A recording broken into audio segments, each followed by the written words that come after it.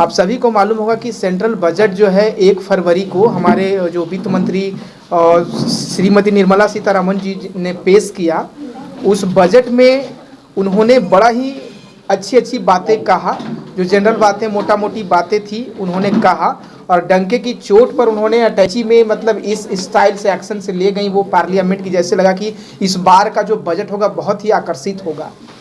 लेकिन दुखद बात यह है कि एसीपी टीएसपी के गाइडलाइंस जो है वो बोलता है कि जनसंख्या के अनुपात में इस देश में दलितों आदिवासियों के लिए बजट का प्रावधान होना चाहिए, और वो करते हैं भी। लेकिन उसके अंदर का जो खेल होता है वो ये होता है कि बजट में वो प्रावधान करते जरूर हैं जनसंख्या के अनुपात में, लेकिन उसके अंदर क्या है कि हमारे पैसे को वो रोड में खर्च करेंगे, हमारे पैसे को वो भवन बनाएंगे। आपको बता दें कि ये जो मेरे हाथ में जो डेटा है, एनालिसिस डेटा है सेंट्रल गवर्नमेंट का 1 फरवरी का जो बजट पास हुआ उसका पूरा डेटा है। आपको बता दें कि वित्त वर्ष 2023-24 का कुल बजट 49 करोड़ 90,882.73 करोड़ रुपया है, और अनुसूचित जाति के लिए ये केवल, फिर जनजाति के लिए 159 करोड़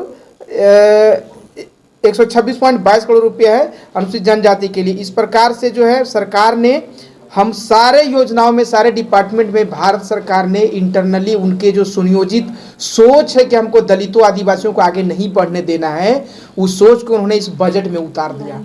जब हम एनालिसिस करते हैं तो पता चलता है कि जितनी हमारी ज़रूरत थी, एक उदाहरण मैं दूंगा छोटा सा, कि अगर हम हायर एजुकेशन का स्टूडेंट हैं, हमको अगर 3,000 रुपया हमारे कॉलेज में फीस के रूप में खर्च हो रहा है तो हमको 3,000 रुपया मिलना चाहिए। सरकार बदले में कर क्या रही है कि और पैसे काट ले रही है। तीसरी बात आप देख रहे हैं कि पीसीआर वैन में जो है हमारे पैसे को खर्च कर रही है। देखिए 500 करोड़ रुपए यहाँ लिखा हुआ है। पीसीआर जो पुलिस डिपार्टमेंट के लिए, जब हम पहले कह चुके हैं कि एसीपी टीएसपी गाइडलाइन बोलता है कि हमारे पैसा आप किसी दूसरे मद में खर्च नहीं कर सकते हैं, तो फिर आप ये पीसीआर वैन के लिए मेरा 500 करोड़ रुपया क्यों दे रहे हो भाई?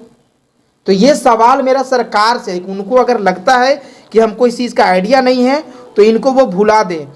जो सबसे बड़ा स्कीम है इस देश में लिए दलित आदिवासी 3 साल का ऑनलाइन लेंगे, लेकिन आज फिर वो चीज़ें अधर में है, अटक गई, लटक गया, लेकिन कोई सुनवाई आज तक सरकार की तरफ से नहीं हुआ। हम आप सभी मीडिया साथियों से चाहते हैं कि हम सभी भाई हैं, अगर हम आगे बढ़ेंगे तभी आपके साथ हम कदम से कदम मिला के चलेंगे। आप ये अगर चाहते हैं कि हम और हाशिए पे चले जाएं, तो इस देश का विकास की जो बात करता है ये सरकार कि हम समानतावादी मानवतावादी सरकार को लेके चलने वाले लोग हैं, तो उनसे मेरा सवाल है कि पोस्ट मैट्रिक छात्रवृत्ति योजना के लिए कोई आवंटन नहीं किया गया। नमस्ते नाम की एक योजना के लिए 97 करोड़ रुपये आवंटित किया गया। सोचिए, नमस्ते नाम का एक योजना शायद नया स्कीम है, उसके लिए 97 करोड़ रुपया का आवंटित किया गया, वो भी किसका? एसीपी टीएसपी का पैसा, यानी हमारा पैसा। आप सभी को मालूम होगा कि आने वाला विधानसभा सत्र में आप देखेंगे कि जितना भी बजट बुक है, बजट बुक सबको मिलता है, उसमें देखेंगे 789 जो है वो एससी का पैसा है